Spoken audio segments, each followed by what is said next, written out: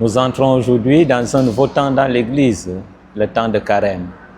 Et comme tout temps, c'est aussi un temps très important et exceptionnel en ce sens que c'est un temps qui nous appelle à la conversion.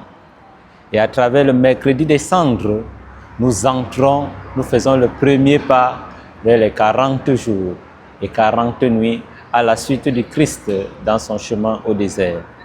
Les cendres que nous recevons nous rappellent notre fragilité.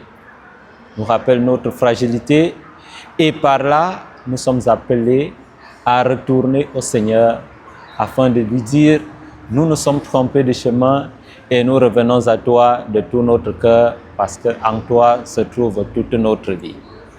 Et les lectures que nous avons écoutées, déjà dans la première lecture, le prophète Joël nous demandait de déchirer nos cœurs et non nos vêtements. Ça veut dire que c'est un temps de préparation spirituelle intense qui est dépourvu de tout geste d'apparence et donc qui nous appelle à poser des actes au plus profond de nous, des actes du cœur qui nous mettent en lien avec notre Dieu et qui nous font imiter notre Dieu. Et dans l'Évangile, Jésus nous a proposé 3 vertus de religion, à savoir le jeûne, l'aumône et la prière.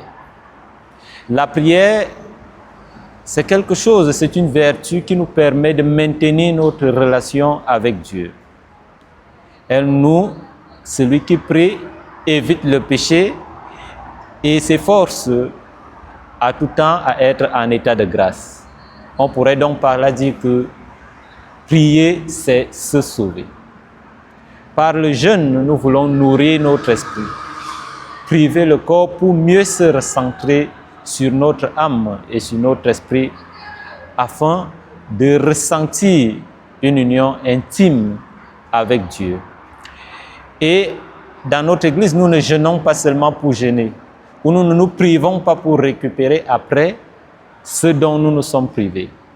Nous jeûnons pour pouvoir permettre aux autres de goûter les bonnes choses que nous aimons et qui font d'habitude notre joie. Donc lorsqu'un chrétien jeûne, c'est qu'il se prive pour donner la joie qu'il a l'habitude de ressentir à une autre personne, certainement qui ne ressent presque pas ou presque jamais la même joie. Et l'aumône, nous l'avons écouté et c'est par là que Jésus commençait dans l'Évangile. Quand vous faites l'aumône, que ta main gauche ignore ce que donne ta main droite. En fait, l'aumône, c'est une vertu qui a presque la même source ou qui tire sa source dans la miséricorde, c'est-à-dire la conscience que j'ai de la misère des autres et donc mon secours à l'égard des plus pauvres ou mon affection à l'égard des plus pauvres. L'aumône, c'est donc une vertu qui nous connecte intimement à Dieu, mais davantage à nos frères et sœurs à travers des actes concrets.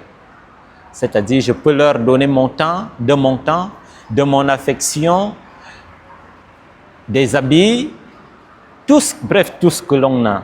Et c'est la charité en expression. C'est de la charité exprimée à travers des actes. Donc, à travers ces 3 religions, le but du carême, c'est une conversion totale et sincère qui vise à ce que le chrétien s'unisse fermement à Dieu et à ses frères et sœurs afin de pouvoir marcher avec eux dans la joie et l'espérance à la suite du Christ, notre Dieu et notre salut.